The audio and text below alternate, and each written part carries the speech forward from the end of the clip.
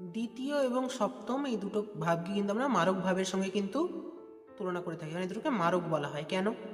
অষ্টম ভাব হচ্ছে মানুষের আয়ু, আমাদের আয়ু হচ্ছে অষ্টম ভাব। অষ্টম থেকে অষ্টম হচ্ছে তৃতীয় ভাব, তাই তৃতীয় ভাব হচ্ছে আমাদের আয়ু। এবার অষ্টম থেকে দ্বাদশ হচ্ছে গিয়ে সপ্তম ভাব, এবং তৃতীয় ভাব থেকে দ্বাদশ ভাব হচ্ছে গিয়ে দ্বিতীয় ভাব। ওই জন্য দ্বিতীয় এবং সপ্তম এই দুটো ভাব কিন্তু মানুষের আয়ুর কিন্তু ক্ষয় করে। শুক্র হচ্ছে দ্বিতীয় এবং সপ্তম ভাবে নৈসর্গিক অধিপতি। তো শুক্র যখন দ্বিতীয় এবং সপ্তম ভাবে যদি অবস্থান করে, শুক্রের মহাদশায় বা শুক্রের অন্তর্দশায় বা শুক্রের প্রত্যন্তর দশায় আপনি কিন্তু মৃত্যুতুল্য কষ্ট কিন্তু অনুভব করতে পারেন। এই মৃত্যুতুল্য কষ্টের হাত থেকে যদি আপনি বাঁচতে চান বা আপনি যদি নিরোগ জীবন যদি লাভ করতে চান, প্রত্যেক দিন আপনি মহামৃত্যুঞ্জয় মন্ত্র কিন্তু জপ করবেন শিব ঠাকুরের।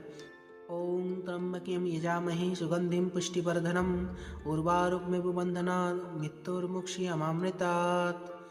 শুক্রের অন্তর্দশা প্রত্যন্তর দশায় সেই ক্ষেত্রে কিন্তু আপনার মারকপতির প্রভাব কিন্তু অনেকটা কমে যাবে।